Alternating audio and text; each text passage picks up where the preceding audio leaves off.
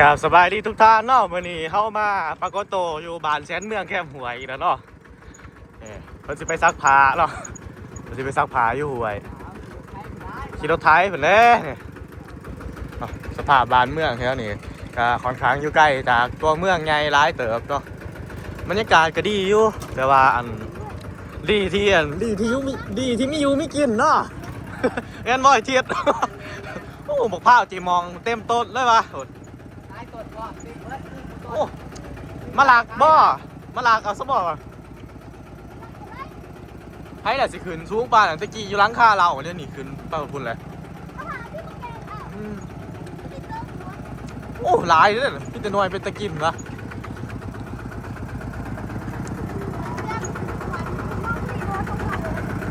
อันนี้หนทางที่เขาใส่เที่ยวไปสวนไปไฮแต่ขามไปอีกบ้านนึงเนาะบ้าน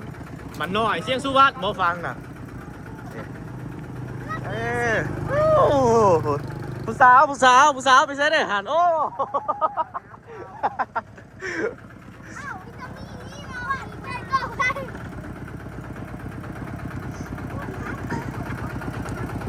เขาเห็ดสวนเนาะนี่เนาะ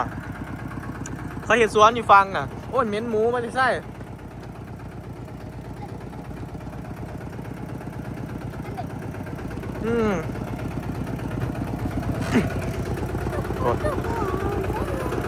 ครัวนี่กันเป็น2 บาทเนาะเห็ดน้ำกันมีแต่สวนพักเนาะสวนพักเขียวๆเนี่ยไปเขียวๆนั่นแหละก็ต้นอีกพูดแต่สวนพักเดี๋ยวมาซักอยู่นี่บ่อ้าวฟังนี้เป็นยังเพราะว่าอยากสิมาซักอยู่ครัวนี่มีอย่างโอ้เขาบอกได้ฮาร์ดป่าบ่อยทีปรากฏป่ายังนะน้ำขึ้นยังร้ายเนาะปีนี้เหรอ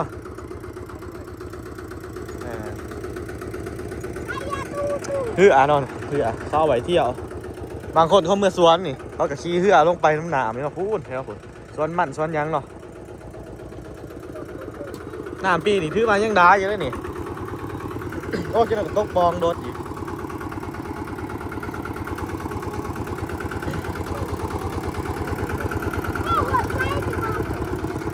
สวนผัก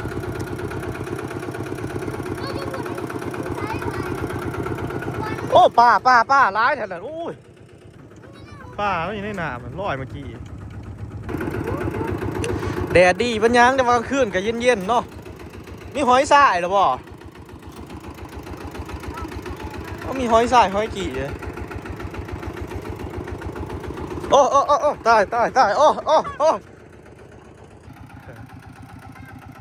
โหต้องมาเราอุ้ยป่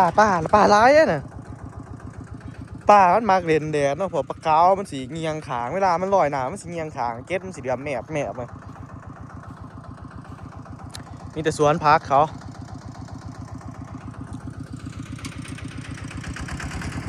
โอ้ลงแบบนั้นเลยเนาะ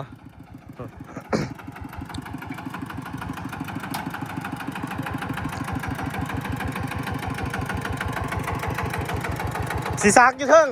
พังโหลดเด้อไอ้บ่ลงไปเลยมันถ่วมโลดคักขนาดมันโดดกับสีไลลงเลยได้แบบนี้โอ้ผู้สาวมาแล้วคุณโอ้ลงบ่ได้เลยบาดนี้เมียเกียร์ลงตัวนั่งไงเนี่ยวัดเอาม้าลงไปอาบน้ำไหมล่ะไปเอิดม้าลงไปนั่งโอ้คนน่ะคักเป็นยังห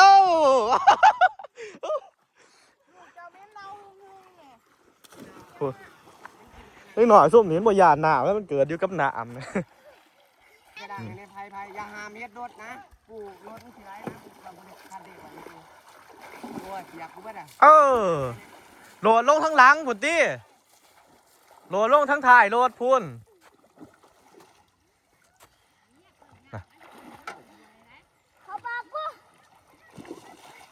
ม้าก็เอาไปอาบเอาบุรถถูออก